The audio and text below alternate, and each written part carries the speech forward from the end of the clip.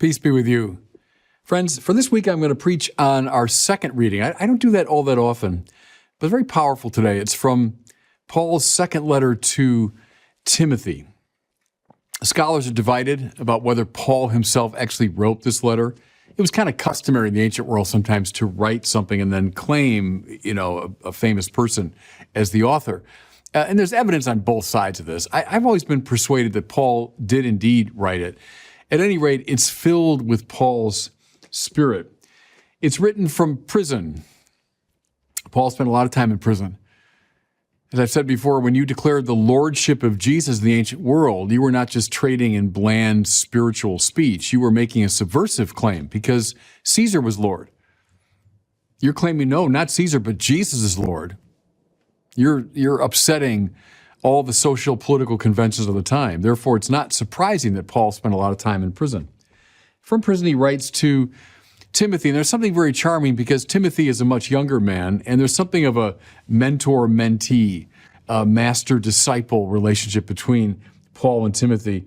And the fact that Timothy was part Jewish, part Gentile just adds to the charm because, of course, Paul, the Jew who was born in Gentile territory and whose whole mission was to bring the God of Israel to the nations, in a way, Timothy kind of symbolizes that dual nature of Paul. There's something of, call it an old soldier giving advice to a young soldier. I'm using that image on purpose because Paul often saw the spiritual life in these sort of military terms of a struggle, of a battle, of a conquest. Listen now to what he says to Timothy. I remind you to stir into flame the gift of God bestowed when my hands were laid on you. The spirit God has given us is no cowardly spirit, but rather one that makes us strong, loving, and wise. There's so much to unpack there. Stir into flame the gift of God bestowed when my hands were laid upon you.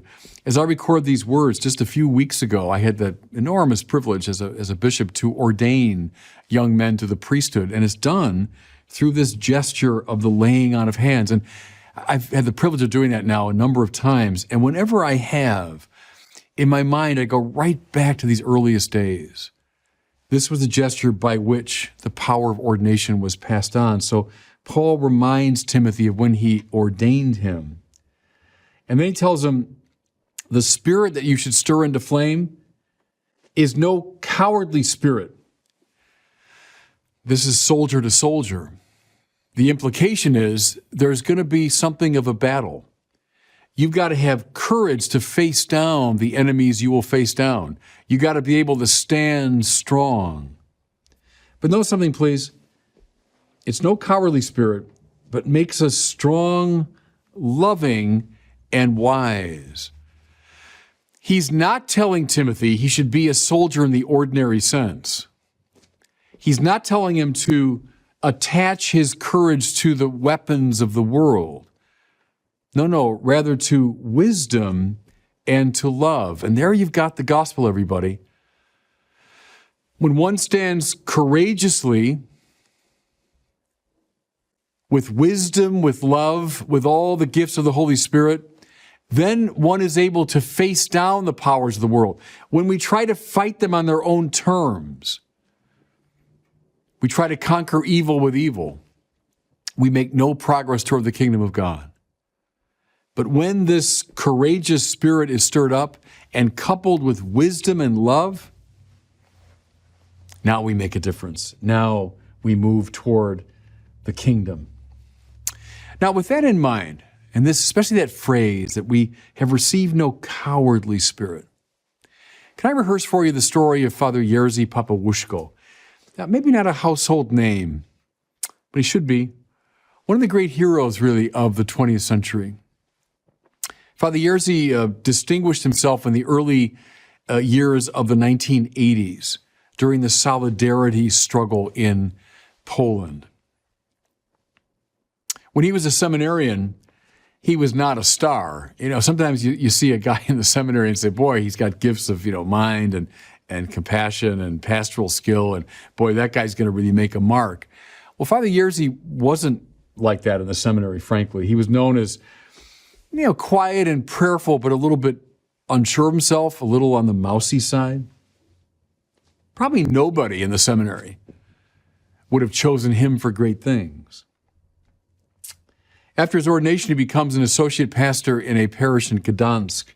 And Gdansk, as you remember, is the city where the Solidarity movement really was born.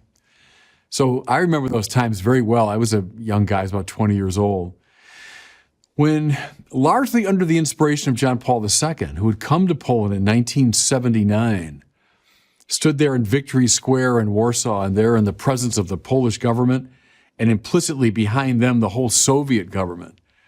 John Paul, with no tanks or no army, no guns, began to speak these great truths about God, about the spiritual life, about the dignity of human beings, about human rights.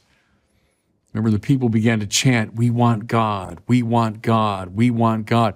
And a social revolution, as well as a religious one, was unleashed that day. Well, it took more concrete political form in the so-called Solidarność, the solidarity movement. And Gdansk is where it started. You remember, here's another name, maybe it's faded away a bit, but Lech Wałęsa, who was a kind of a union organizer, dock worker, and he becomes the leader of this solidarity movement. Well, Father Jerzy was there in Gdansk as a young priest when all of this ferment was going on. Now, they certainly had their political leader in Wałęsa, and they had, if you want, a long-distance spiritual leader in John Paul II. But I think what the people were looking for was someone on the ground who provide for them spiritual leadership. And I think to everyone's surprise, they found it in this mousy young priest who suddenly began, from his parish church, to preach these powerful sermons, very much in the spirit of John Paul II, invoking the power of God, reminding people of human dignity, speaking against attempts to oppress, speaking in favor of human rights. And it galvanized the crowds. They came first in small numbers, then they came in greater numbers, and finally they filled the church and they overflowed outside so that his sermons were carried on loud speakers to great crowds around the church. One thing Father Jerzy insisted upon was the power of nonviolence. Not to oppose their oppressors with the violent weapons of the world, the violent strategies of the world, but rather to walk with what Gandhi would have called soul force, the power of the spirit, the power of nonviolent resistance. He gave the people a way to fight, and they learned from him. Well, as was the case with Oscar Romero in El Salvador, the sermons of Jerzy Papawuszko came to the attention of the government. They knew that he was a powerful opponent. They knew precisely because of his style of preaching and the content of his message that he was particularly dangerous. If he had been a straightforward, violent revolutionary, they could have just dealt with him. But they knew he was particularly dangerous. And so, at the height of his popularity, one night he was kidnapped by officers of the government. He was trussed up, he was beaten repeatedly, and eventually he was dumped in the river and drowned. So this vibrant young man, this spiritual leader, put to death by his opponents. When Paul laid his hands on Timothy, he stirred up in him a spirit that was no cowardly spirit, a spirit enabling Timothy to stand, yes, against the powers of the world. Not in violence, not using the weapons of the world, but precisely in wisdom and in love. There was Jerzy Papawuszko. For several days, the people of his parish prayed that he was missing. They didn't know where he was. They feared the worst, but they prayed. Eventually, his body was discovered. And some feared, well, this will overflow now into great violence. The people will be so angry. They will rise up violently against the government. It didn't happen. You know why? Because the people had taken in the lessons of Father Jerzy's sermons. They rose up, not in violence, but in prayer and in soul force. And there's no question, John Paul II, of course, is an animating spirit behind the Solidarity movement. But Father Jerzy Popiełuszko, in death, became also a very powerful spiritual force. It led eventually to massive change within Poland, and I think it's no exaggeration to say it led in time to the breakup of the Soviet Union. These spiritual figures, through soul force, having in them no cowardly spirit, effected massive social change. Let me close with this story. This goes back to that same era. I was a seminarian at the time. I would have been at Mundelein Seminary in like maybe second or third year. And to the seminary one night came the man who actually confirmed me when I was in sixth grade, Bishop Alfred Abramovich. He was an auxiliary of Chicago. He had been a good friend of John Paul II. He was active in smuggling things into Poland during the worst of the communist period. Anyway, there we were, and we were pretty comfortable, mostly middle class, kids from the city or suburbs of Chicago, doing our seminary studies, but, living a fairly easy, comfortable life. But I remember that night after dinner, Bishop Abramovich got up, and he spoke to us of Jerzy Popiełuszko, and none of us at the time knew this story. And you could hear a pin drop in the room as we took in this extraordinary story about a man who wasn't a lot older than we were at the time and who gave his life in witness to the gospel, that he experienced stirred up in him the same spirit we were anticipating to be stirred up in us at our ordination. Well, we were so impressed. To this day, I remember that evening. There was a little group of us who formed a prayer group around Jerzy Popiełuszko, praying for his intercession. And even today, as I stand here many years later, filled and stirred up by his spirit, by his example. Listen to Paul, and I'll close with this as he speaks to Timothy. Therefore, never be ashamed of your testimony to our Lord, nor of me, a prisoner for his sake. But with the strength that comes from God, bear your share of the hardship which the gospel entails. So it goes, everybody, up and down the centuries for 2,000 years. We do stand against a sinful world. We stand athwart a world predicated upon violence and hatred and cruelty and injustice. Therefore, there is in us no cowardly spirit. But don't tie that spirit to the weapons of the world. Tie that spirit to wisdom and to love. And you will take steps toward the kingdom of God. Peace be with you. Friends, last week we had a wonderful portrait of discipleship. You might say the cost of discipleship was on clear display. As we continue now our reading of the Gospel of Luke, we have today a great, I would say, portrait of the church. What the church looks like, what its central concerns are, what the demands upon it are. And the setting is Jesus sending out 72 disciples. So just put yourself in that position. So all of us baptized people are disciples of the Lord, and we're in this relationship with him. He's going to send us out. So let's just kind of walk through this passage. It'll teach us very important lessons about the church. So we hear, the Lord appointed a further 72, sent them in pairs before him to every town and place he intended to visit. First, we learn we are a missionary church. Christianity is not so much a quiet, sit-in-place spirituality. There's room for the whole monastic contemplative dimension. Of course there is. But the basic thrust of Christianity is toward mission. Mittere in Latin, to send, and mission just comes from that word. We are sent out. The gospel is not for us simply to savor for our own edification. We can and we should, but then the impetus, the trajectory is always toward sharing it. Now, I've said this many times, but I think for a lot of the ordinary baptized, they don't think of it that way. They think, yeah, I'll go to Mass and I'll receive the sacraments and I'll try to be a decent person, but I'm not a missionary. I'm not like a a priest or a bishop or a sister or a professional missionary. Well, you might not be crossing the ocean. But yes, as a baptized person, you're like one of these 72. You've been sent on mission. See, what would your life look like? Just think about this. If when you woke up in the morning, you said, now, how will I bring the gospel of Christ to somebody today?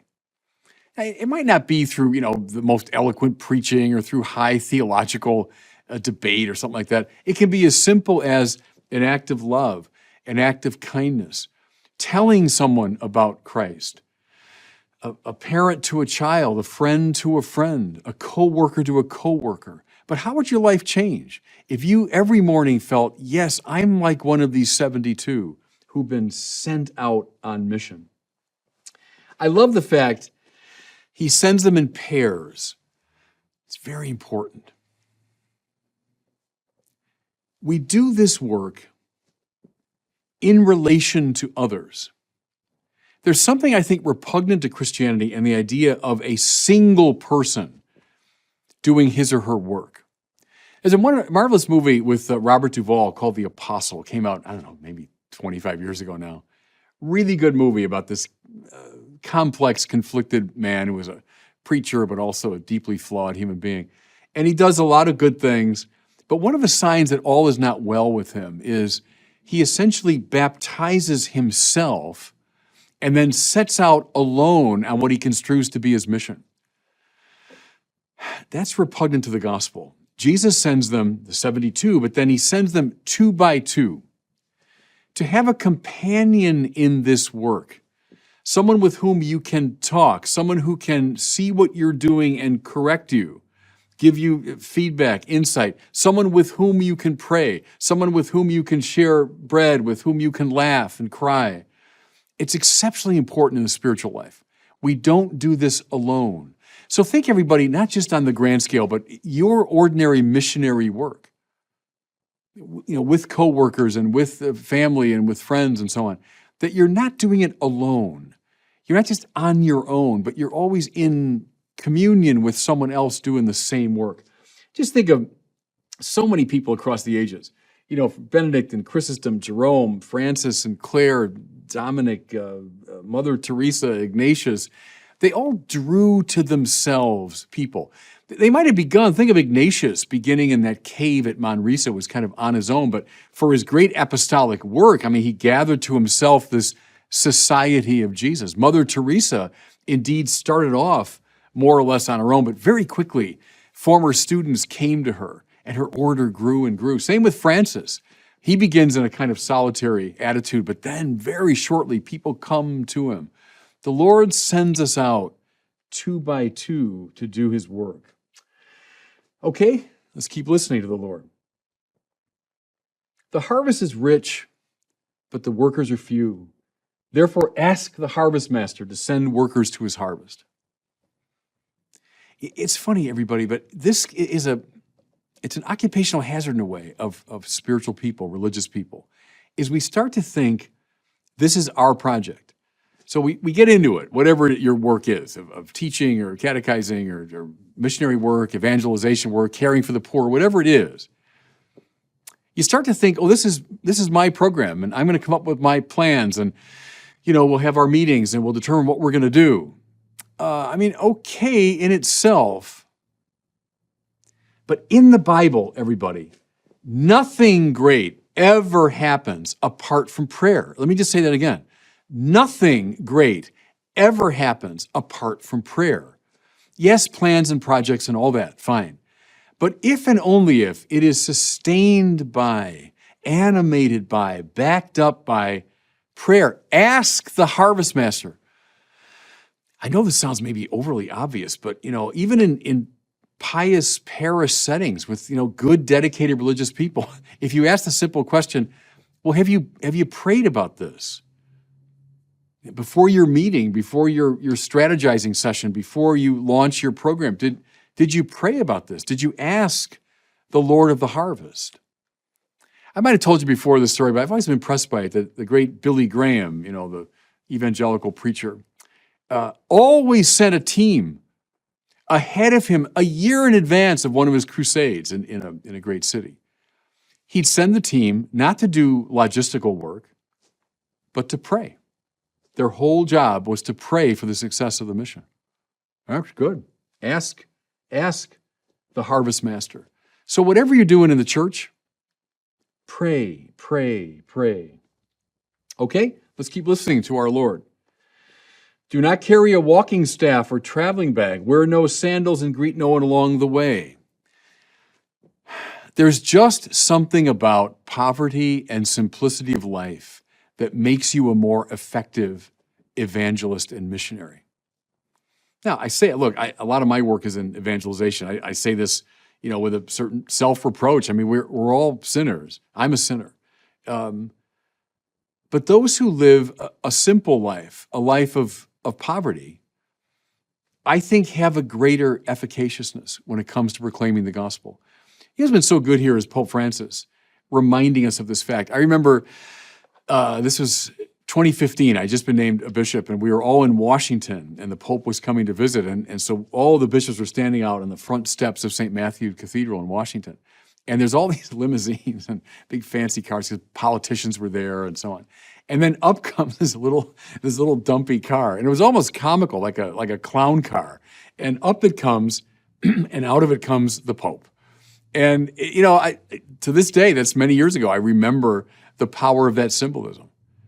Somehow, when we denude ourselves of a lot of the goods of the world, we're not relying on that, but relying on God's providence.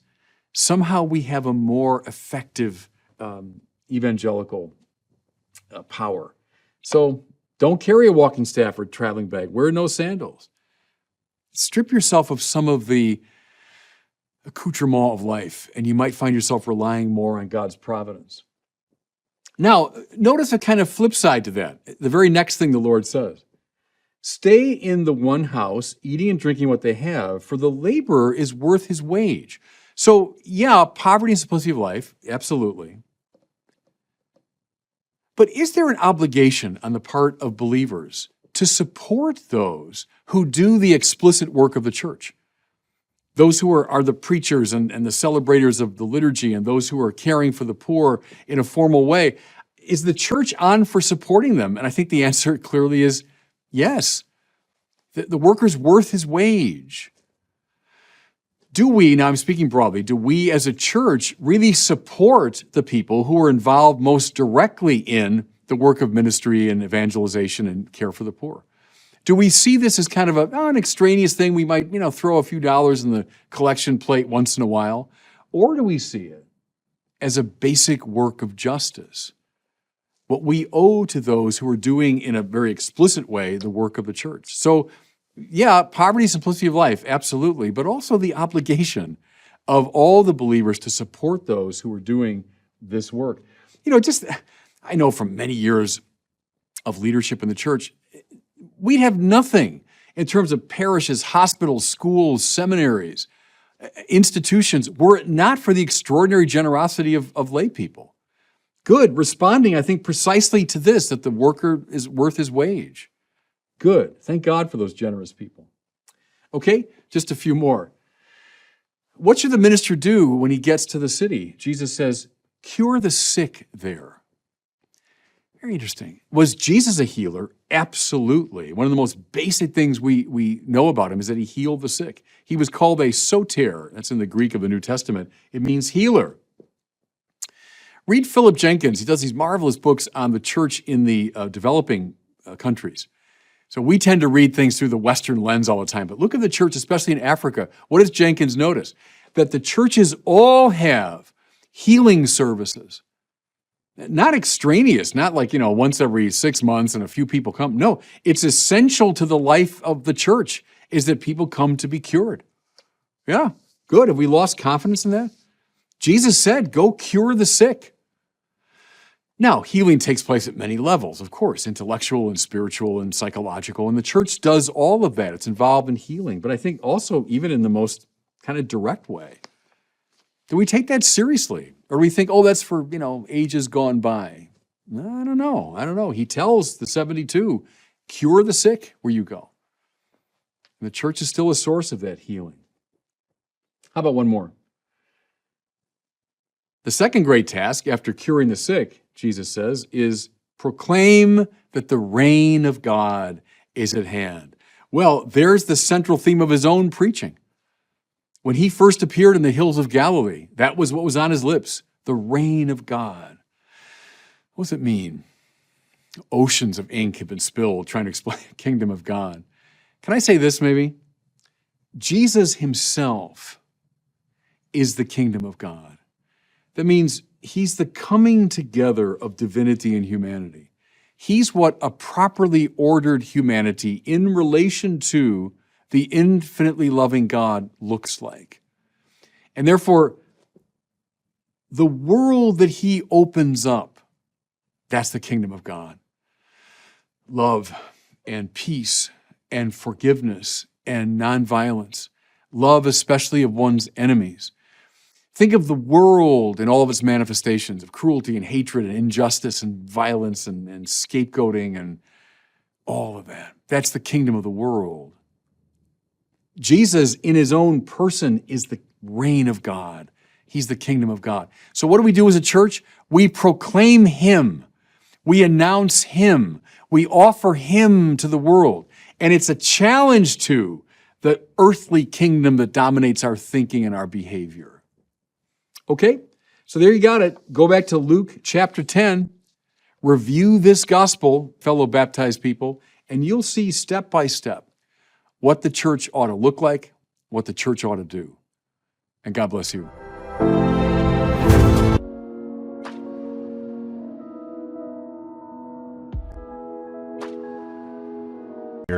Just great to have you in the studio. I really enjoyed your book. I think it's such an interesting kind of thesis about how to really read this idea of the nuns and the idea of non-religious society. And of course, Bishop Barron, always great to be with you.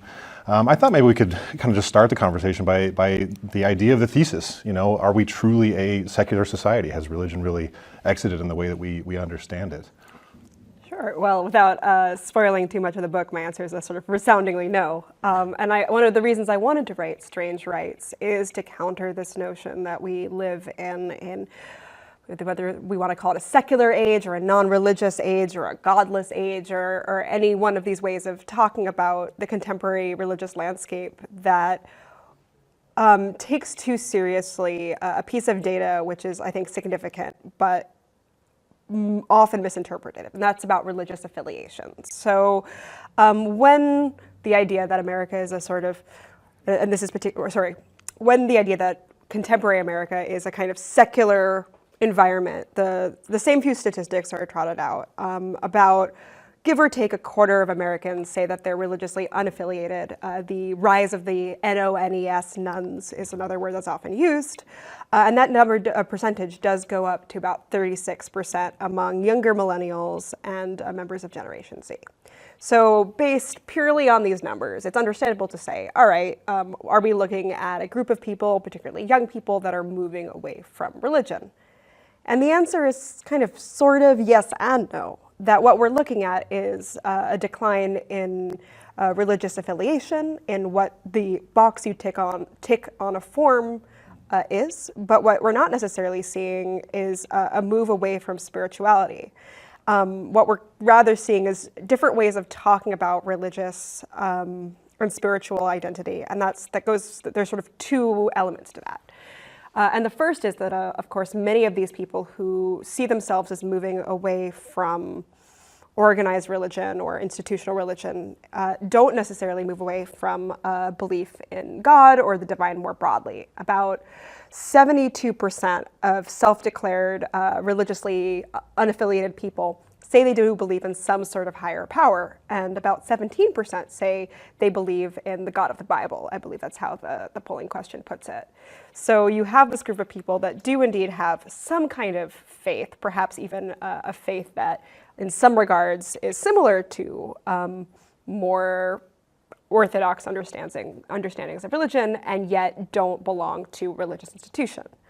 The second element is that there are people, and I think that the polling is finding now, I think that the polling data is reflecting this more clearly, who might indeed at a certain point have put something on a form by default. No, I don't really believe this, but like, sure, I'm Christian, sure, I'm Episcopalian, sure, I'm Jewish. And that may not have reflected their personal beliefs. Indeed, among people who are affiliated, it still may not reflect their personal beliefs. But nevertheless, I think speaks to the fact that if we do want to talk about sort of our communities or ways in which we're part of certain rituals, religion is no longer necessarily one of those axes through which people find that, if indeed, I want to kind of challenge the framing of that, because I think to say, I don't necessarily think religion fulfills this need, and this need is ritual, and community is exactly the right way of going about it. But I think for people for whom this is a need to be filled, suddenly the actual religion element becomes obsolete. There are other avenues, other channels through which people find what they're looking for. And so we end up with a kind of more complicated picture of religion, rather than just saying, you tick this box on the form and this is what you believe, and this is sort of your avenue to a civic life, to certain kinds of sense of meaning, of purpose, of ritual and community. Instead, we're seeing people approach religion kind of much more individualistically as, how can I get my individual needs for meaning or purpose or ritual or community met? And the way that I want to approach this is by kind of mixing and matching, figuring out what works for me. This is sort of what I call religious remixing in Strange Rites. It's a sense of, how can I take a little from column A, a little from column B? Maybe I'm a religiously unaffiliated person on the form, but maybe I'm still Christian or Jewish on the form. But my daily life is a mix of, I get a sense of spiritual well-being from yoga, or I read tarot cards to get in touch with my subconscious, or I go to Soul Cycle every morning, and that's a kind of ritual that grounds me in a particular way. And increasingly, that tendency towards creating a bespoke spiritual life, to use that term, is the way in which particularly younger millennials and members of Generation Z tend to approach spirituality more broadly. Yeah, and Bishop, you've been talking about the rise of the nuns and the need to reach them and better understand them. And so what did you kind of gain from this book here? Yeah, a lot. And I say this first, that I was grateful for the way you complicated the question. I think that's a healthy thing. I'm a bishop of the church, so I'm concerned, obviously, about disaffiliation, and that's the correct way to name it. Having said that, it's good to look at the nuns in a more textured way and to see these religious instincts, I'd call them, or basic religious impulses still present.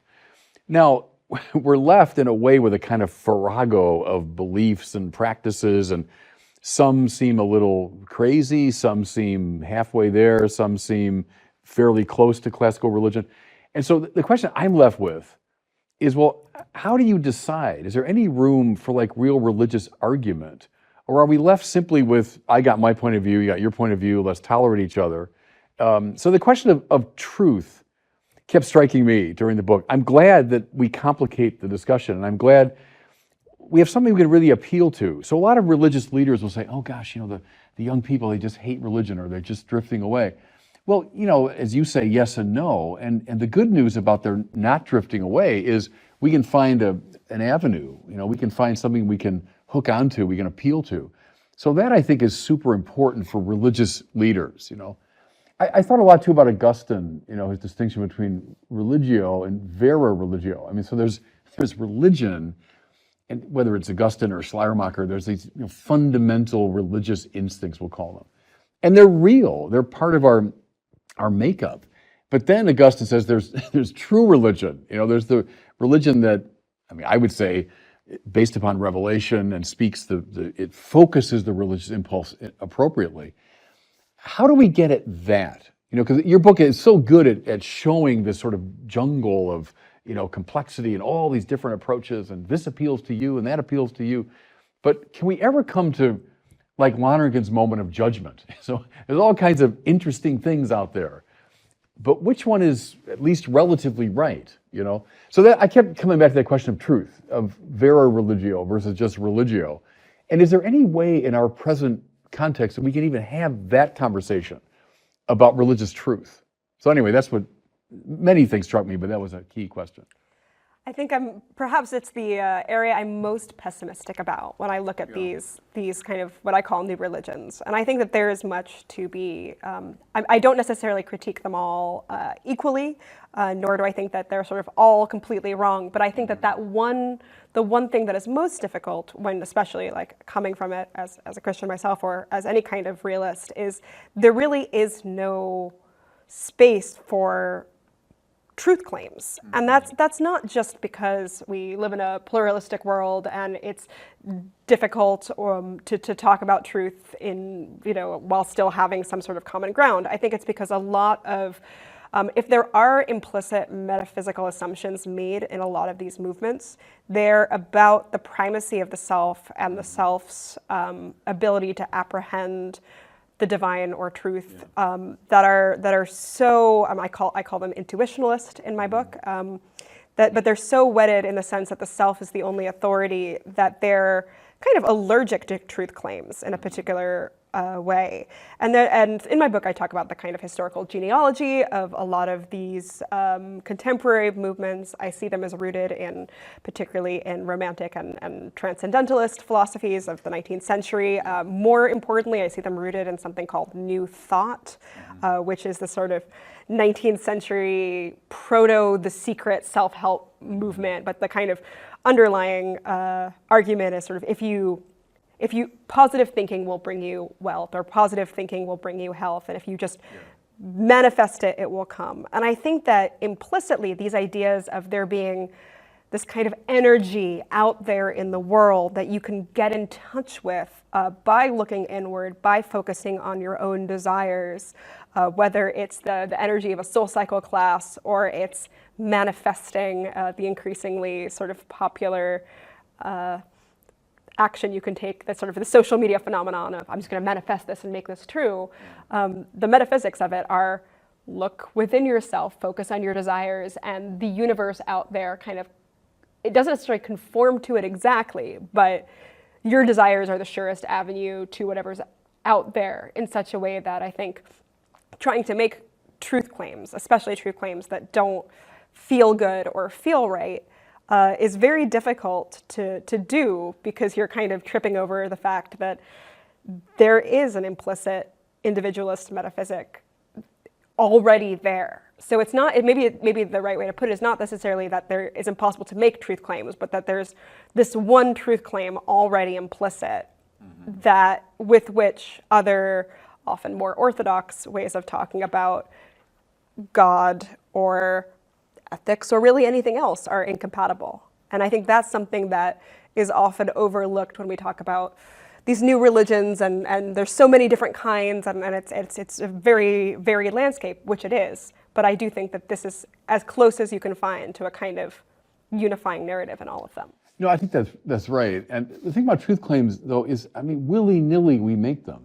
They're inevitable. You have to. Even to say there's no truth is a truth claim, And so you say, well, this is my truth. Well, access to truth might be individual, but the range of truth, if it's truth, has to be universal. If it's true for everybody. The range of it, the access might be particular, through this particular culture and so on I came. But I want to ask you, why would people have such blithe confidence in the self? I certainly get the mistrust of institutions. There's plenty of reason to mistrust religious and cultural and political institutions. I get that. But why in the world would we say, therefore, I'll turn to the self, because the self obviously is infallible and perfect and morally upright in every way.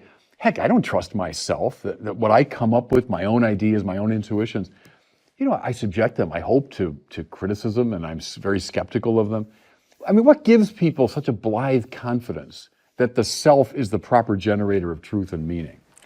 I do think it's desperation. I think, as you say, it's, the mistrust of institutions, the mistrust, whether it's civic, journalistic, political, what have you. I think that's a big part of it, but I think more broadly, it's if you don't have anything else, if there is nothing else for you to trust, I do think it becomes more natural to say, well, at least, and this is the narrative I'm not don't necessarily agree with it, but like at least I'm not lying to myself. And of course, people do lie to themselves all the time. Oh yeah, but at least there's a sense of like, well, I guess if I'm lying to myself, I would know.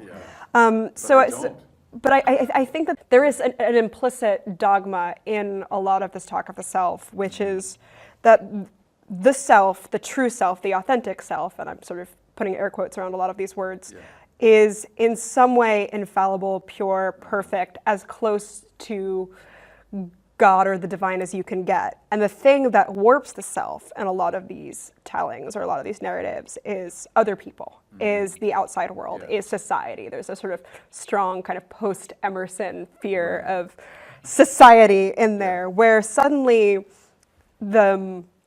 we are warped not by sin, not by kind of internal or personal failings, but by the ways in which society kind of pollutes and destroys us. And so suddenly it's repression is the source of evil, or desire for what someone else has as the source of evil. But even I think even then that former one is repression is much more given more weight.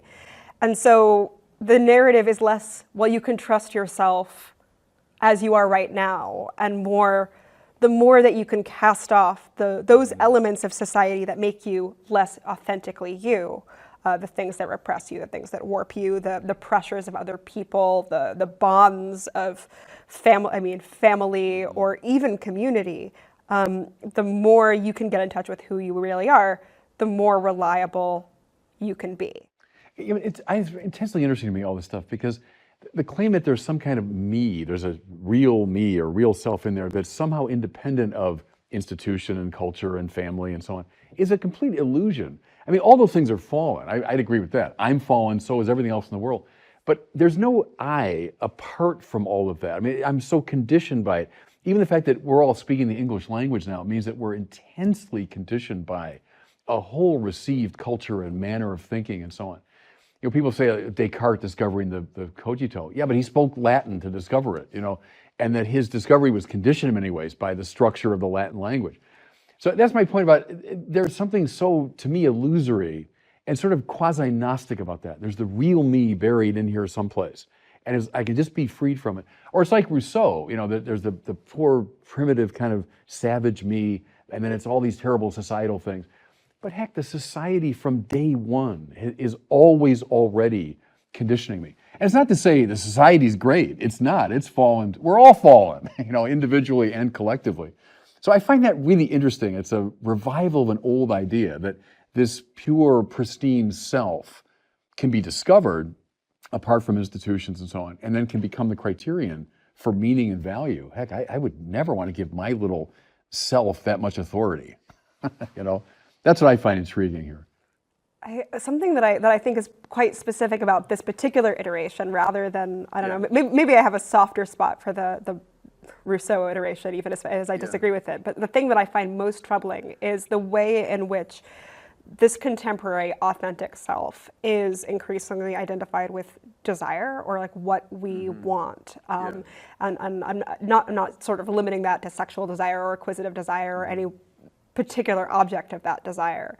But I think that the idea that we are, what we are authentically can be understood through what we want is something that is, I won't say it's new, but I think we are culturally primed to have that be the emphasized element of who we are, or the emphasized constitutive element of who we are. I mean, even, you know, I wake up, I check my email, I go online, and literally what I want to see is conditioning through various algorithms that are more complex than I dare try to unpack.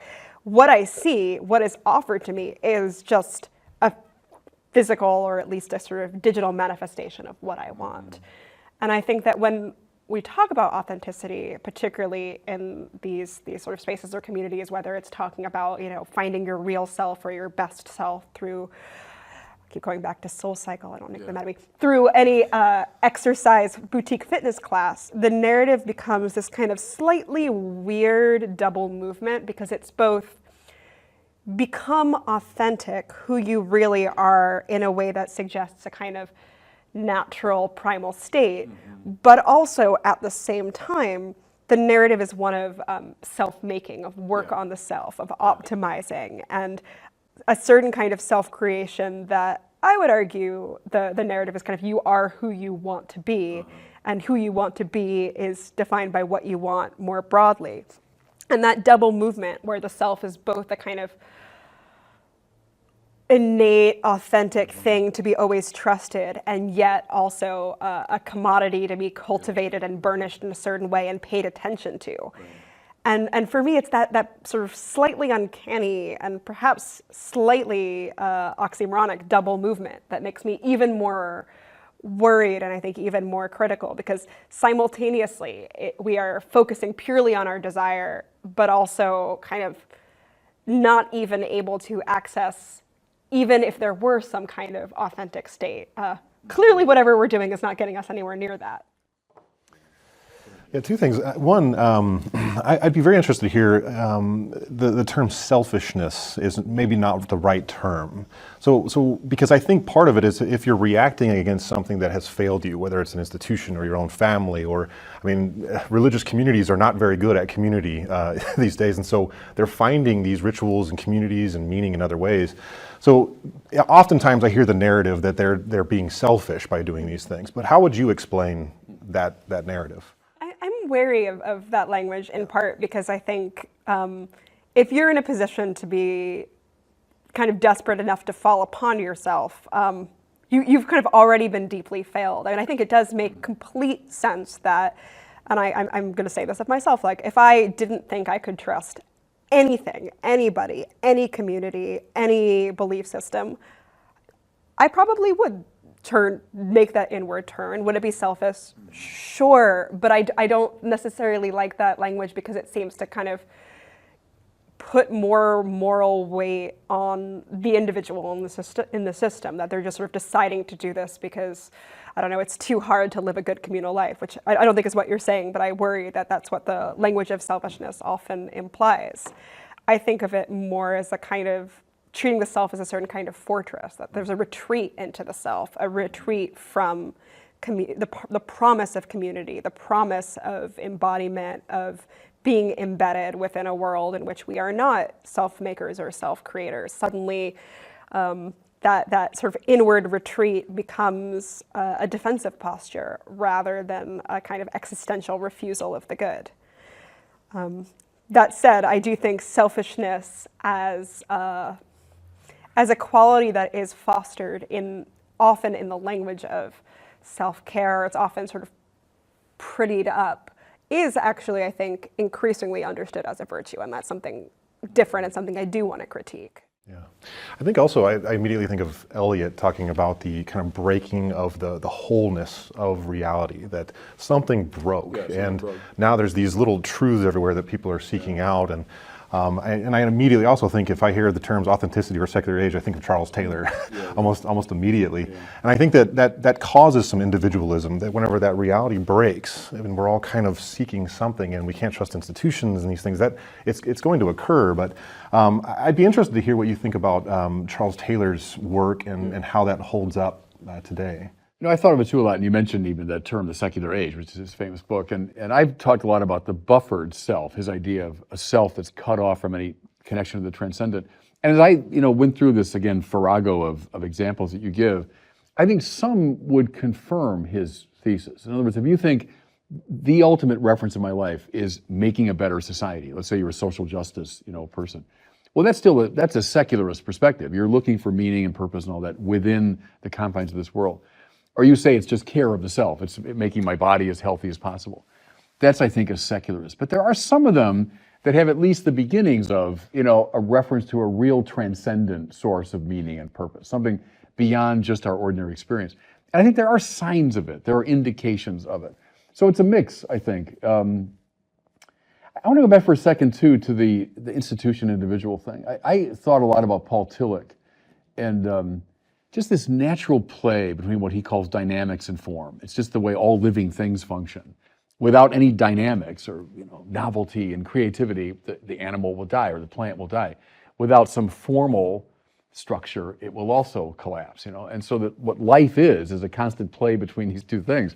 And so things like your term, intuition versus institution is a good example of that. Any religion will die without some kind of intuitional move. And, I'd say the great prophetic figures in our tradition represent that. But then without an institutional structure, it'll die too. And if we're just down on institutions and I'm for my intuitions, that's a program for collapse, and the same way the other one is. I'm all institution and I'm just down on experience and freedom. You're going to die too. You'll become petrified. As Newman said, too much St. Peter office makes you petrified. So it's the play of those two things. And I wonder if some of these forms that you're describing, that they're full of dynamics, they're full of intuition, and they've got to find some institutional mooring, or they won't survive. And can the traditional religions incorporate these two elements creatively, The image that came to my mind too, Jared, we've talked about this, is the patristic idea of the two disciples running to the tomb on Easter morning. And John gets there first, because John represents mysticism and intuition, and he got there first. He believed, he figured it out. But then he waits for Peter, who's slower, to catch up. But then Peter kind of verifies, yes, this is true, So the fathers read that as the play between these two elements. And I think you got to have that in any religion if it's going to survive. And something also that I thought was very interesting, especially your distinction between what religion does versus what it actually is.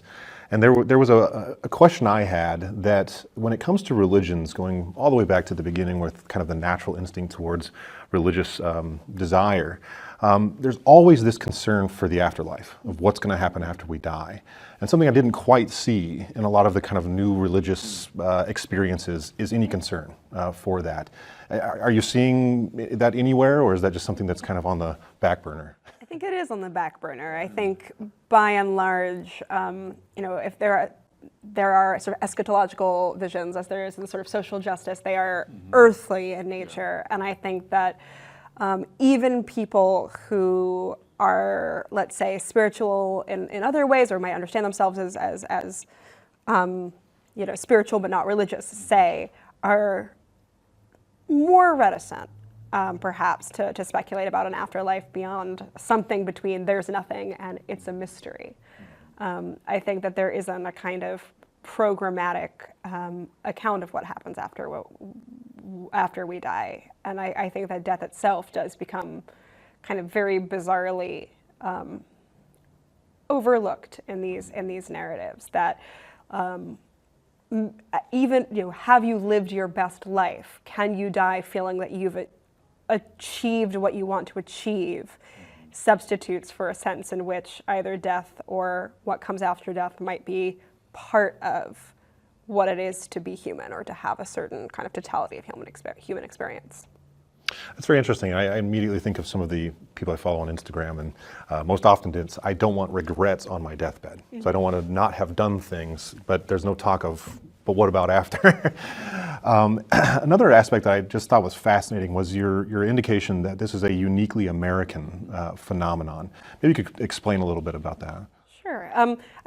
Maybe I'll walk it back. I think it's a distinctively American phenomenon, albeit one that is increasingly global, I think, as certain kind of American cultural influences are writ large. But I think that there's a very particular history to the sort of intuitionalist movement, as I've sort of said earlier, within the sort of wider pendulum swing that keeps happening in American religious history between the intuitional and the institutional, when you were talking about various great awakenings up to and including, the rise of Billy Graham and so forth. But I also think that the very particular contemporary iteration of it has been primarily defined by contemporary internet culture, which is not like specifically or uniquely American, but I think can be rooted in a largely American cultural rise. And I say in the book, and I do stand by this, that what the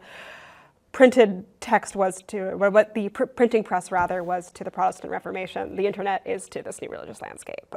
We are in a world where we are so used to kind of via algorithm, via our engagement with the internet landscape, taking control, ownership over our environment, of seeing environments presented to us, for us, that word bespoke or curation comes up again. And I think that model, a model that that model that I argue comes from as much from internet fandom as it does from any traditional religious form or practice, is what's really being democratized now. That this kind of fandom culture where we are consumers of a cultural property, that property in this case being various religious texts, and as consumers what we get to do is reimagine them and rewrite them and figure out what works for us and tell our own stories and kind of take a creative and agentic role in not just interpreting them but kind of re-narrating them. That I think is primarily American, particularly when sort of melded together with that sort of very distinctively American history of New Thought and a certain kind of Gilded Age faith that this kind of self-making would manifest naturally in health and wealth. But I am seeing it more and more elsewhere. I'm seeing wellness culture spread. I'm seeing modern witchcraft spread. But I do think that they're very much American at their root, even as, like lots of American cultural products, we are finding them more globally. Didn't you point out that Jefferson himself might be the first one to do this, right? Yes. By cutting out what he didn't like in the Bible, I want to talk a little bit about, I want to get your take on this. Go back to biblical religion. It seems to me so much of biblical religion wants to unsettle the self. So even Moses, I'm going to go look and find out what this is. Take off your shoes, you're on holy ground. The breakthrough of the divine into human experience that rearranges it, Isaiah's in the temple, and suddenly this vision that completely rearranges him, and then I'll send me, Lord, on mission. Jesus, the first words out of his mouth are repent, change. So as you were describing that, I was thinking that is a tendency today. Say, well, I want to make my life as agreeable to me as possible. So I'll rearrange things, I'll make all my choices online, I'll tailor this to my needs and desires. Biblical religion, the prophets and Jesus, they're trying to unsettle the self, and they're trying to remake it, but on God's terms, so that we become more in line with what God wants us to be. That could be a real point of demarcation, or a real point of struggle, between an excessively self-oriented, self-inventing sort of religion, and then whatever this other thing is, this biblical reality of God breaking into my life and changing me. I don't know. And the institutions at their best, the Christian institutions, are meant, I think, to bear that power into the world through our liturgy and through our teaching and through the saints and so on. Look how unsettling the saints are. Saints make us uncomfortable. I had that experience for me. Mother Teresa, Maximilian Kolbe. They don't suit me. They make me very uncomfortable, So I think that's fascinating. If people are being drawn so much into that space of, I'm going to tailor it to my needs, well, then biblical religion is going to be a real problem. But something that it does offer, and I think that this is sort of at its best, is a kind of yardstick by which to interpret and discern discomfort, which is to say, if something makes me uncomfortable because I'm conscious of my need to repent, that's very different from something making me uncomfortable because I'm witnessing something like genuinely awful or wrong. Yeah. And I think in the absence of, going back to our earlier conversation, robust truth claims or robust senses, a sense of what the world is, what it's for, it's very difficult to discern, am I feeling uncomfortable because this thing that's making me feel uncomfortable should be making me uncomfortable because it's wrong and bad, and am I being made uncomfortable because this is out of my comfort zone in a certain way, but actually, yes, I should absolutely repent and give all my money to the poor. These are the psychological state of being ill at ease, or it can be fruitful and good and can be bad, and yet in the absence of any other criterion, it's absolutely impossible in this worldview to sort of tell the difference. I mean, I guess you could sort of work your way into, well, there's like different kinds of discomfort and some are good for you and some are bad, but it's extremely hard to, A, delineate those in a way that's communicable, and B, tell which one of them you're experiencing when in the moment, which, you know, even you can't really do, or it's very difficult to do even if you do have all the yardsticks in front of you. It's very good though, because you're implying that we need something like a yardstick or something like a truth claim, a moral or metaphysical, to make that determination. Like, okay, this is just a corrupt institution making me feel in a very illegitimate way uncomfortable. And that happens, God knows. That's what corruption means, right? Or this is the voice of God making me feel uncomfortable. And you're right. I mean, how do we make that determination? There's got to be some appeal to a criterion of truthfulness. But that's interesting to me. Yeah, and something further in the strain of the fact that this is a particularly American phenomenon is the Protestant strain within the United States, as well as the transcendentalist and the spiritualist and the many others. But there's already a natural kind of individualism within the religious DNA of America. So is this kind of the pendulum swinging towards a more extreme version of that, perhaps? Absolutely, and I do think that our cultural mistrust of religious authority or any authority, along with a sense that the best way to God or to is a kind of personal relationship, and those things can be very theologically fruitful up to a point. But I do think that we are so unmoored from any robust sense of, I think, not just who God is, but I think perhaps something that could be more easily translatable to a quote-unquote secular person, like what we're for, what we are actually meant to be doing, and is there a purpose for us that is separate from the individualistic narrative of self-actualization. And there's just, in the absence of anything concrete to point to, or even, let's say, a wealth of concrete things to point to. I mean, we could talk about community, and we can talk about tradition more broadly. We can talk about biblical religion. And yet, I think because we culturally have moved to a position of being skittish about all of them, suddenly we're completely unmoored. And it is perfectly logical that we would end up with a kind of pure, self-actualizing, heavy intuitionalism, because there's just, it's internally consistent, if nothing else. And I think that that's just what you get. Interesting.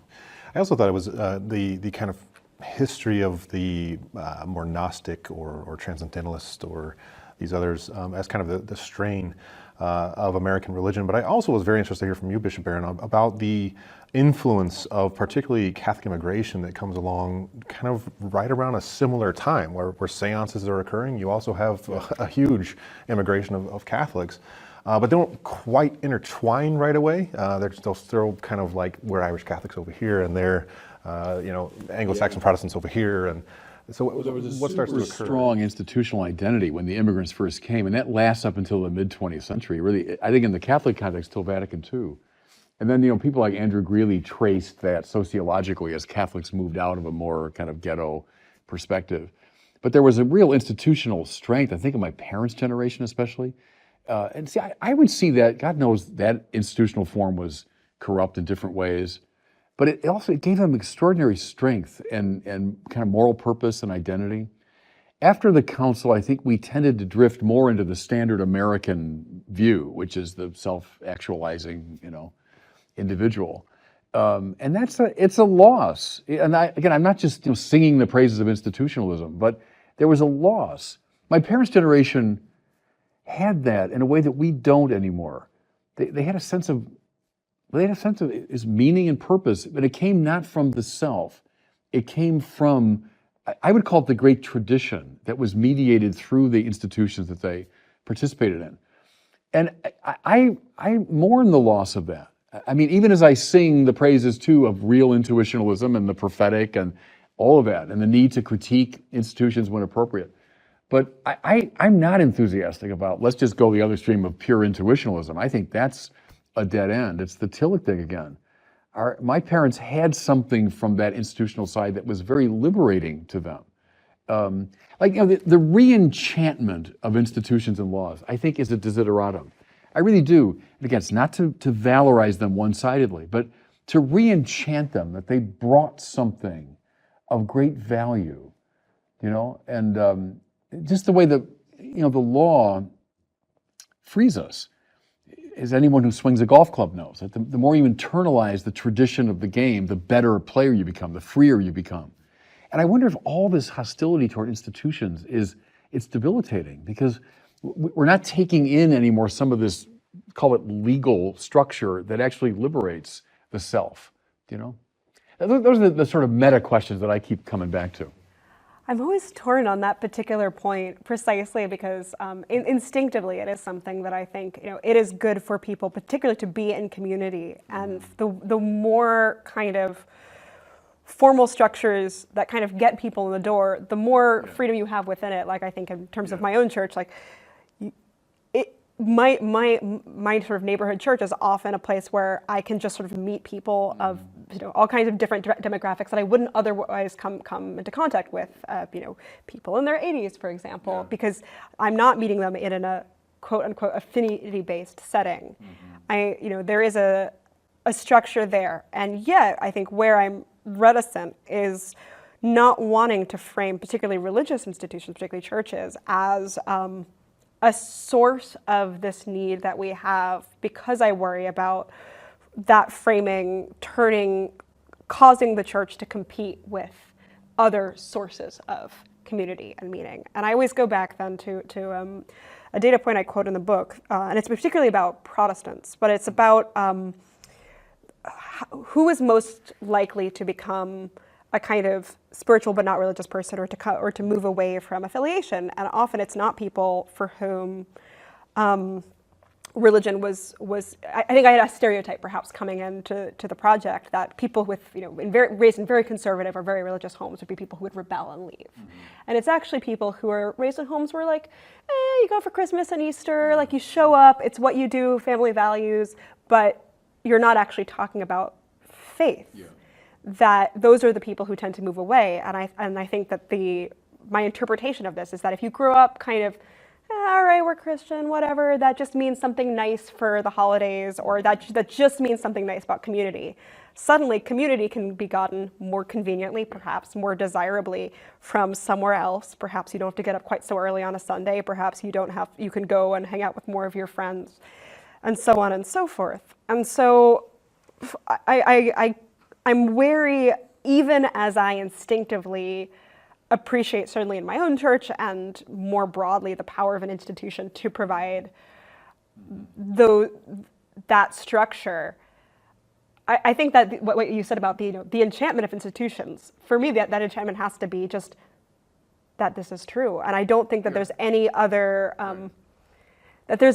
kind of battlefield on which those of us who are defending certain churches can sort of fight, except that we think this is true. We can't offer let me think about a way to rephrase that. Sorry. Sure. We can't necessarily offer a convenient or a pleasant or like the best possible version of X, Y, and Z. It's just about, I think, is this true or if it's not. And that's sort of, so I think I've come round to that, even as I'm so conscious of the good that, in my own experience and more broadly, a robust church community can do. So it's sort of how do you hold those two things at once? How do you not cede the terms of community as a thing you can acquire from a good institution, while still holding up institutions as avenues for the kinds of communities that do make us better? And isn't truth itself, in its objectivity, a ground for community? So if it's just my truth, your truth, her truth, his truth, well, we tolerate each other, and our community maybe is that, but we don't have real community because we don't share a common vision. When you have a common vision, you can really have a common life together. So it's easy to say, well, the institution and dogmas are bad and they're divisive, but actually they're at their best. They have a shadow side, I'll grant you that, but at their best, they're unitive, right? They draw people together into a common and shared vision. Something occurred to me when you were talking. It was the work of Christian Smith, at Notre Dame, who's done a lot of sociological research on the nuns and all that. He said one of the clearest indicators that a young person will not leave the church is that at the family table, they talked about religion. And that's really struck me. I think that's dead right, you know. Didn't mean they were indoctrinating or they're proselytizing. They talked about religion, which allowed them to get out of just a purely, hey, it's just my limited perspective, or I'm asserting myself. It's let's talk about it together. You're interested in Harry Potter, let's say, you know, and your stuff on that is so good and so illuminating. I think if a family were to say, yeah, you know, Harry Potter, a lot of those themes are deeply biblical. They're very much like the New Testament. And actually, you know, so-and-so is a Christ figure. And well, that's a healthy way to say, hey, I love your interest in Harry Potter. I think that's terrific. And it actually might bring you back to the text that underlies it, you know, namely the New Testament. That sort of conversation, I think, is a way to keep young people affiliated. And if we just allow all of us to drift into our own private conversations, you know, that's not as helpful. Yeah, and actually, two things that kind of come to my mind. One is the danger, is in a lot of that you've mentioned in a lot of your work, is the Beijing of Christianity or the Beijing of Catholicism. Because what occurs is you end up with a kind of limitation towards just dogma, just structure, but not the aesthetic experience, not the cultural reality. So to rah and mystify that again, to give someone to look at, because I think with SoulCycle and many of these others, there's an aesthetic quality to it that people can attach themselves to. So even being a vegan or being a CrossFit athlete or whatnot, it's an aesthetic reality that you're living in. Let me just jump on that, because this is the side of me that really appreciates these different forms of religion, because we blew it. By we, I mean the institutional religions. I've been holding up the value of it, but in point of fact, in recent years, we've blown it in a number of ways. One is we dumbed it down, which I've been complaining about for years. We presented the faith in a very, frankly, stupid way, superficial way. But also we made it less than beautiful. You know, we muted the colors that are distinctive, and we didn't produce Gothic cathedrals. We didn't produce great music and great drama and so on. Well, people found it elsewhere. They looked away from the churches, which often became echoes of the flattened out secular society. And they found it in Harry Potter, and they find it in, you know, so many of these very, as you described them so well, these thickly textured, densely textured, often beautiful expressions.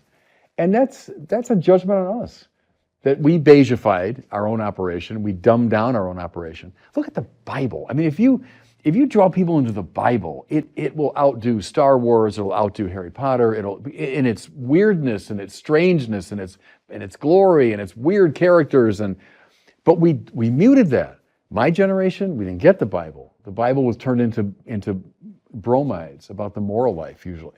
But we didn't get the jungle and the texture of the Bible. So I say mea culpa here. I think we failed in many ways. And these other forms of religion, of course people found them attractive. Of course they did. You know? So we can learn a lot from that. The other aspect, I think, is also the aesthetic quality that occurs in a lot of these other types of religions. That's another thing that got kind of pushed down, you know, the idea of fasting and the idea of a bodily reintegration of your religious beliefs.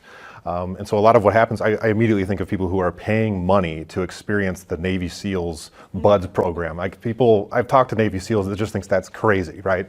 But there's that quality, even in SoulCycle, of pushing yourself for something better that unfortunately a lot of the traditional religions have kind of nullified, or not nullified, but at least been quiet about. Absolutely, and I think one of the interesting, bizarre things that SoulCycle and places like it do effectively, if not exactly well, is they take something which I think is a genuine good or a genuine observation about who we are as human beings, which is that we want to be unsettled, as you put it, as we want to be rearranged or reshaped, and very cleverly mix it with this sort of vision of the best self as being like skinny, muscular, toned, looking a certain way. Suddenly you kind of get a 2-for-1 deal, where the sense of self-overcoming yields in this kind of setup a tangible, acceptable result for a different kind of image of the good. And so I think I'm harder on wellness culture than I am on a lot of other of these new religions in the book, because it is the people who are making money off it, particularly because it becomes more centralized and more embedded in particular corporations and institutions, it does become a way of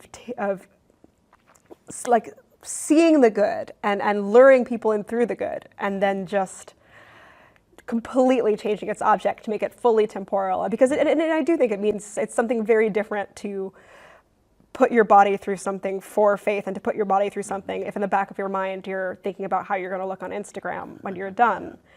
And so I do think that wellness culture paradoxically does both, or it knows that people are willing to put themselves through all sorts of things and perhaps even want to put themselves through all sorts of things, but also that perhaps the people do not have faith that there is anything worth putting yourself through it for, except a certain visual image of yourself on the other side. And I immediately think of, I had a pretty big conversion experience in Mexico City at the Shrine of Our Lady there, and I remember seeing young men with pictures of their mothers on their knees walking towards the image of Our Lady of Guadalupe. I mean, some of them had bleeding knees and this whole thing. And you can't help but be shaken by something like that, this biblical nature of just, it's not about me ultimately, and there's something higher than myself.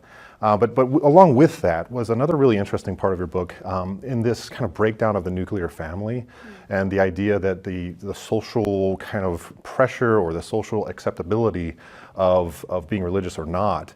I thought it was an interesting kind of taking a look at how the nuclear family has just continued to decline as the norm.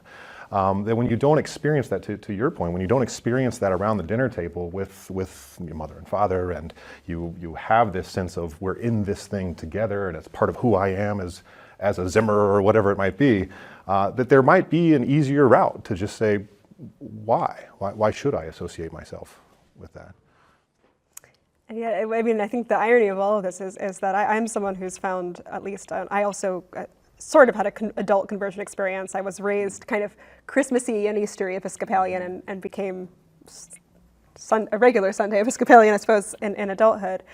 But something that I think that the church does well is kind of complicate and perhaps even invite beyond the nuclear family. It's a creation of a family that is, a table at which ideally all are welcome. And so I'm always, I understand, but yet I'm always wary at these sort of narratives of secularism that don't see the church at doing something at which it could be its best, to say, all right, perhaps we are in an era where the nuclear family is quote unquote broken, or where our knowledge of what biological families look like doesn't reflect the contemporary reality. And yet here is an institution who is literally, one of the things they do best is the creation of a family, and a creation of a family that does not necessarily rest on whether your parents stayed together when you got married or not. And it's an avenue that I would kind of love to see expanded, because it's certainly been a major part of my own experience as a Christian adult is gratitude for that. Can I ask you, that's interesting, when you talk about your own conversion and entering more deeply into the Episcopal faith. If you're sitting down with someone who's like really into the Harry Potter religion, or they're really into social justice warfare and so on, and then that's really their ultimate concern, to use Paul Tillich's language, how would you, and I don't mean this to anyone in a negative sense, but how would you begin to argue with them, meaning to make a truth claim? I'm just curious. I mean, you who know so much about that world, you'd find, I'm sure, lots of points of contact, is my guess. But I'm just curious, how would you start to have that argument around the table to say, I've got something here that I really think is right and true, and I think you would find it right and true as well. How would you start that? I mean, my narrative would be slightly different if I were talking to, let's say, someone really into Harry Potter and someone into social justice. I actually think conversations about social justice are often the most fruitful, and they're the places where there's most point of contact. Because I think one of the things I criticize most in my book are the more individualistic movements, the movements that are more concerned with personal attainment and self-making. And I think within the kind of broader umbrella of what we might call social justice, I think that there's a real passion and hunger for two things. One, for a collective kind of vision of a better world, but also a willingness, albeit in a vocabulary that is not necessarily the vocabulary I would use as a Christian, to talk about how are our perceptions warped? How are we broken? How do we perhaps not trust ourselves? And some of that might be through the fact that we've been warped by living in an unjust society. We've been warped by our position in that society and how it changes our cognition. But often that's a point where I'm like, this is, yes, I agree. Yes, that we can have a fruitful conversation about ways in which self-questioning and what we want or think what we want, or what we see versus what we think we see, have all been polluted and warped by, I think we could probably find a point of agreement and say, a sinful, warped, broken social system, and where exactly we put the emphasis on those words might differ. But I think that one of the kind of most fruitful avenues of conversation can be in a kind of solidarity of how do we agree that the way that we exist in the world is broken, and that a huge part of that is how each of us is able to see and experience what it is to be human. And the language, of course, of forgiveness, of redemption, of what you do about it. Perhaps there might be sources of disagreement, but I actually think that that's one of the easier conversations to have. The harder conversations, and I have this, probably more often actually, is with someone who's, let's say, really, really committed to the notion that personal freedom to do what you want with your body, with yourself, is the highest good. And these are not necessarily people who might even think of themselves as ideological or religious in a particular way. And I'm thinking of lots of friends of mine too. I live in New York. It's a pretty common sort of starting point. Is obviously the highest good is to do what you want and to be who you want to be. And anything that gets in the way of that is dangerous, suspicious, and wrong. Dangerous, suspicious, and wrong.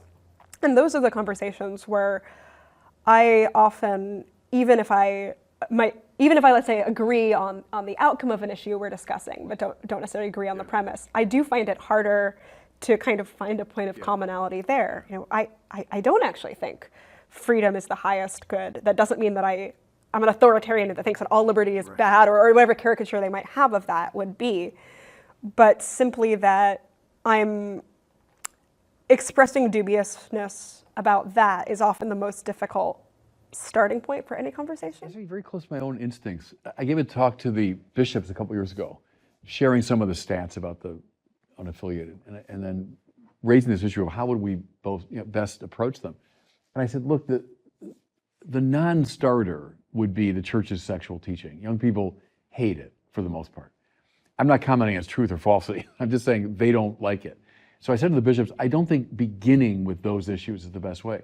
But what they do like, I said, and that comes through in all the studies, they love our social justice tradition. And going back to the Hebrew prophets and the Jesus and the church fathers and up through Thomas Aquinas and the popes, and we have a very strong tradition.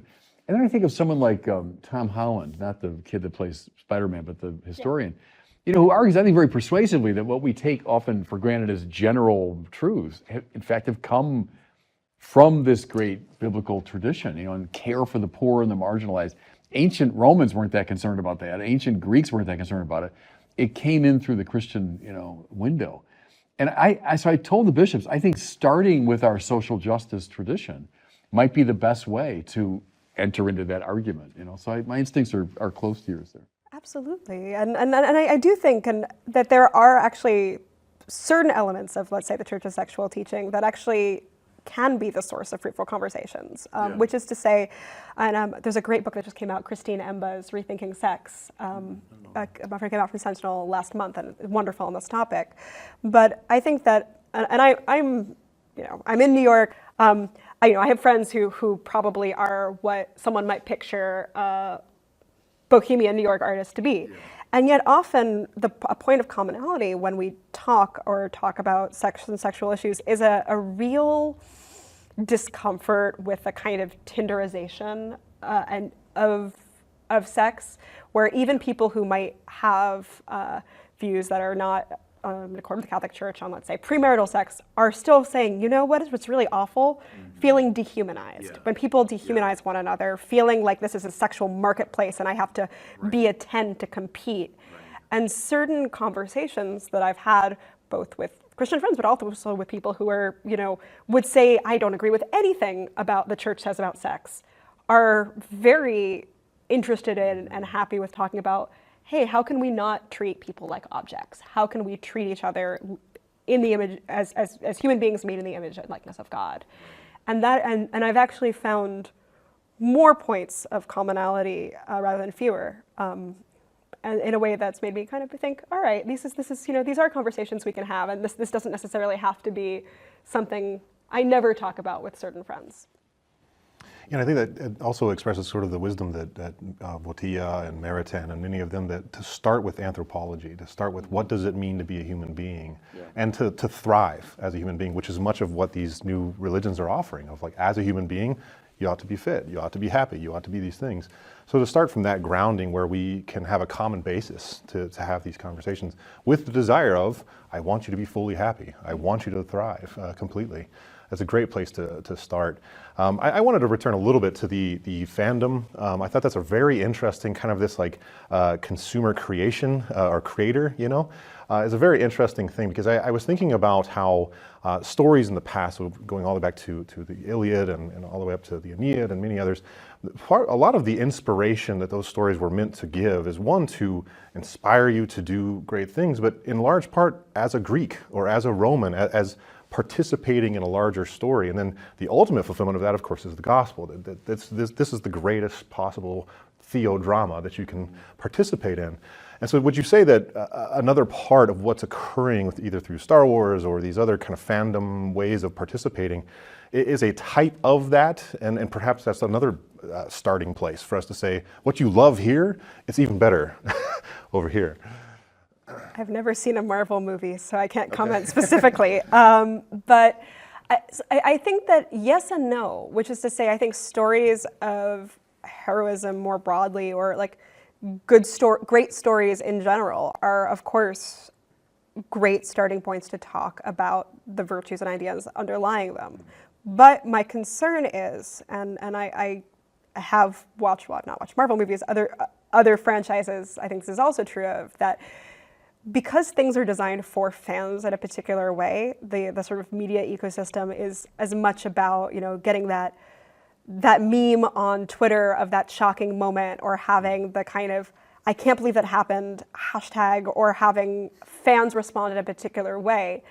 Perhaps I'm idealistic and thinking that this is distinctive, and this is sort of always true of all forms of artistic production. But I think now the idea that media is made for the fans or for fan discourse actually means that we're less concerned with stories to stand as stories, and more interested in ways in which stories can kind of fulfill certain consumer impulses. And this, I think it's often called like fan service, is a sort of the fandom term for when something is kind of put in a show or a movie just to kind of have everybody scream in the theater when the character you thought was dead comes back, or your fan favorite has a particularly exciting and memeable moment.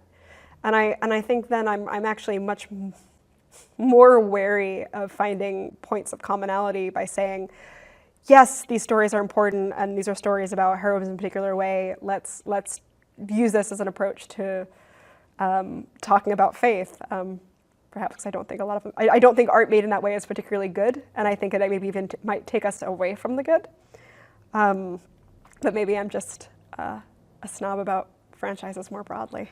I'm wary. I guess I'll say I'm wary, and I'll talk about Harry Potter specifically, because that's I think that the themes of Harry Potter are sure general good versus evil stuff, and yet I don't necessarily think that the way in which it explores good or evil or sacrifice are even necessarily complex enough to kind of rise to the level of, I mean, they're perfectly decent conversation starter, but I wouldn't necessarily think that like my way to talk to someone who loves Harry Potter about theology would be to point to these characters as much as to kind of ask them what they're interested in more broadly or what it is that touches them about this text or any other text and go from there. Can I stay with that for a second? Because it occurred to me a lot as I read the book. I kept asking myself, do these people really believe this stuff? Or is it a type of like role playing, or is it a type of transgressive play? For example, Harry Potter. So you say, okay, I get it. It's a great story, great characters, very successful book. But it's a children's book written 30 years ago or whatever it was. And do you really think this is your new sacred text? Do you really think this is what I want to base my life on? Or Star Wars. I have deep admiration for Star Wars. I go back to the first three and love them. And I get how kids will recite the entire Star Wars thing. They're really into it. But it's a movie made for teenagers. You know, it's a space fantasy for teenagers. Do people really believe this is what they should base? And I'll do one more example is the witches. You know, I think, okay, witches. So women who claim to be witches and they're calling a hex upon people they don't like. Do they really believe they have access to supernatural powers that can negatively influence their enemies? So I mean, to what degree is it just it's transgressive play rather than something serious? Is it religiously serious or more of a protest, or it's a playful protest against institutions? Talk about that. So I'd separate then. I think I'd separate out Harry Potter fandom and witchcraft there because I think they're two different phenomena. I think within Harry Potter fandom, my sense is that a lot of the closeness that people have to the text is partly it's, you know, given the age of people involved, that they might have read this text when they were younger, but often the closeness is as much to characters that feel like they've become theirs, that because of something like fan fiction, you might read a character that is reasonably interesting on the page of the original, but now you're reimagining that character, you're writing your own texts about that character, your friends, whether they're online or off, are writing texts about that character. Suddenly it's both communal and the characters sort of take on another life of their own, independent from the text. So I'm kind of inclined to say that the seriousness there is about the world, the characters, but not necessarily about the text of J.K. Rowling. And I think the fact that J.K. Rowling herself is increasingly less popular with her own one-time fans because of largely her views on transgender issues has made that even more clear. With witchcraft, I think people do believe it, but believe it in a very particular way, which is to say, going back to what I'd said earlier about the kind of metaphysics of energy. I think that there are people who say this is purely symbolic and this is just a political protest act, particularly after 2016 when the kind of witch imagery was seen as very much the way of getting back at Trump and the imagined like white Christian man who had voted for Trump. But I think that there are people who, on the other side of it, might be quite serious and say this is absolutely like this is magic and this is how the world works. And I'm 100% a witch and all in. And those are sort of the two spectrums. Those are the two ends of the spectrum. But I think more people do fall into this category of like, you're moving energy around in the universe and you're affecting the energy, and the energy is out there. And if you do these symbolic actions, you're kind of manifesting the energy of the universe in a certain way. So no, maybe you're not going to directly cause a air conditioner to fall on Brett Kavanaugh's head if you hex Brett Kavanaugh, but the energy out there in the world, which may or may not also be understood as like encouraging other people to vote, which is often sometimes brought up in these circles, or you're encouraging other people to protest, that somehow the energy of political action, the energy that's out there in the universe all coincide together so that there's some kind of imagined outcome, like this is going to be bad for Brett Kavanaugh down the line if I hex him, but might not be because he slips on a banana peel. Yeah, I mean, it's old stuff in a way. I mean, that goes back to the Gnostics, and it comes up in Star Wars, certainly the Force and all that, and you know the energy that runs through all things. And Joseph Campbell would talk about that. I mean, the zoom of what's he called, the zoom of being or something. So I get it. I mean, sure, that's there. I wonder if we can and how we should argue about it, like to engage someone. I would say, yes, that might be a way in to talking about a transcendent reality. But that's helpful, that distinction. Maybe there are people that believe in that sort of quasi-Gnostic form of spirituality, I suppose. And I think more and more people do. I think even among people who will talk about themselves or put the Christian down on the form, I think that it is more common than not that people I talk to will have, in addition to or instead of another kind of metaphysical system, some sense of this vague energy. And I'm one of my favorite, I think it was a Pew study, there's something like 30% of self-identified Christians, I want to say that they believe in physical, like spiritual energies located in objects. And reincarnation too? Reincarnation, yeah. Reincarnation was like 27%. It's in the book. I don't remember the exact number. But so clearly there are people who, sure, I'm Christian, but I also believe this other stuff. And even like anecdotally, the way people say like, oh, well, okay, I don't really believe in astrology, but like, yeah, it's kind of true. And I think that there's a kind of overlay of these metaphysical assumptions on all of us culturally, and on that most of us subscribe to. And even sometimes, like I can even feel myself sometimes thinking in that way, and kind of have to talk myself out of that way. That there is no, that bad energy out there in the universe doesn't exactly quite dovetail with my theological commitments. And yet I'm so used to speaking in that register, or I'm so used to other people speaking in that register, whether even if it's the kind of joking of like, that person has bad vibes. Yeah, right. There's a way that we're used to talking and thinking about it that is, I think, culturally normative now. Have you found people use the universe now a lot for God? Oh, the universe is against me, or the universe conspired to make this happen, And again, I think it is to some degree a function of our dumbing down our own very rich intellectual tradition.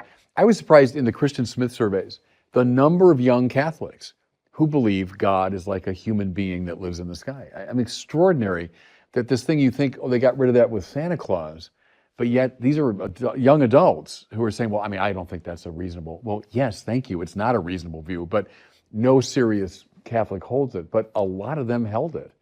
And that's a function, again, I think, of our dumbing it down so much. And towards the end of the book, I thought it was very interesting. You provide these kind of two doctrines, if you will, of a godless world. Of course, one being social justice that we've kind of touched on a little bit. Another one is kind of this technocracy, or this tech kind of transhumanism type of thing of, both of which I think, to use the term, immanentizing the eschaton, right? It's about the reality of the end is here. But I thought it was also interesting that you juxtapose that with this kind of rise or continuation of the Nietzschean, Darwinian reality. And my big question is, where is it going, and who's kind of gonna take the controls here? Oh man, who am I rooting for, or who do I think will win? I think it's the techno-utopians are most likely to come out on top. I mean, I think that of the groups that I talk about in my book as these sort of three visions of coalescing around certain ideologies, the ones I call the atavists, the Nietzschean right, the social justice, broadly speaking, left, and these techno-utopians. It's the techno-utopians that are kind of least obvious as a group, in a sense, as a movement, and yet every time any of us picks up a phone, the way in which we're kind of trained into thinking about the world, about ourselves, about time, and optimizing ourselves, our time. Every time we use our phones, and I say this as someone who sometimes wishes I didn't use my phone so much, we are playing into a system that is designed to kind of intensify these existing cultural qualities and intensify these qualities in ourselves. I think that I'm curious what will happen with the sort of post-Nietzschean right. I think that they frame themselves more in opposition to the trends that I lay out in the book than in fact they are. I think they're as much manifestations as they are opponents. But I think that this kind of, at the end of the day, the obsession with a hierarchy and certain kinds of strength or primal masculine power that your alt-right weightlifter is posting about on Twitter is not really so different, except in aesthetics and vibes, from the wellness culture of a Gwyneth Paltrow goop worshipping, latte drinking Brooklyn equivalent. I think in both cases that there is sort of an obsession with certain kinds of self-optimization that is disguised as something else.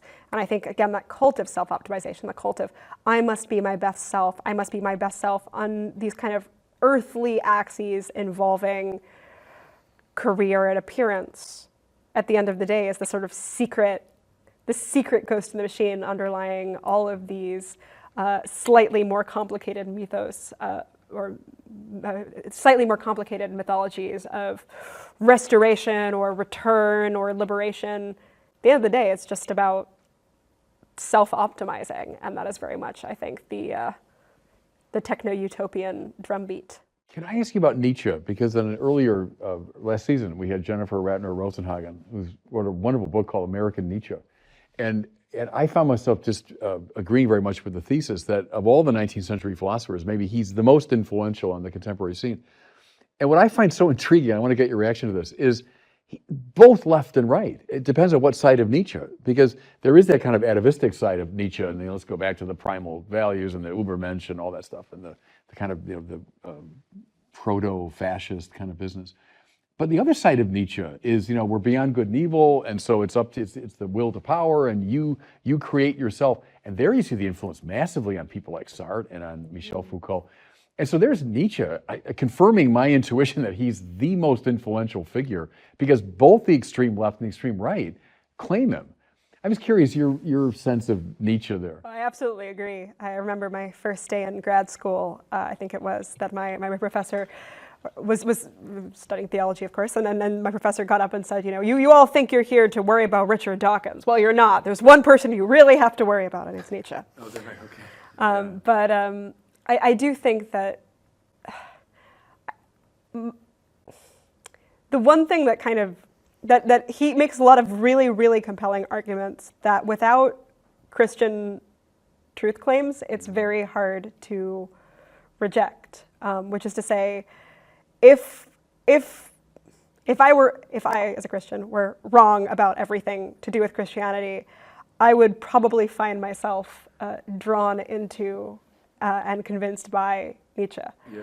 And the only reason I'm not is because I believe the gospel. Yeah. And I do think that his account is, while not agreeing with it, extremely plausible and consistent. And I think McIntyre says the same thing as well in After Virtue, that it is that sort of, which makes it so compelling to so many people. Yeah. And so I can completely see how he does have his finger on the pulse of let's say 99% of who we are, and it's just that the difference of that 1%, it's awfully it's awfully vast. Yeah. Well, this has just been a terrific conversation. Wonderful to have you here, Tara. And Bishop, I thought maybe just kind of give us some kind of final thoughts. What's going through your mind? Yeah, as we. I love the conversation too, and I guess I keep coming back to those sort of master themes of truth claim and religious argument, and the difference between religion in the broad sense, religious impulse, and true religion. Religion as unsettling versus self-creating, and I guess I come back to all those as the things we have to talk about. But my final thought is that I found this book very hopeful for those of us in the religion business and in the evangelization business, that it's not just a desert landscape that we're facing. The nuns who have no religion. There's a lot of religion that's out there, and it's strange, and it's a little odd, and it's very quirky and very individual.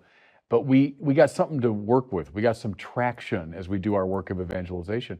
Doesn't mean we just surrender to a relativism or anything goesism, but we can go out with a certain confidence, I think, to meet this strange culture. But it's finally a hopeful feeling I got from this book. Excellent. Well, thank you again, Tara. It's wonderful to have you here. Thank you.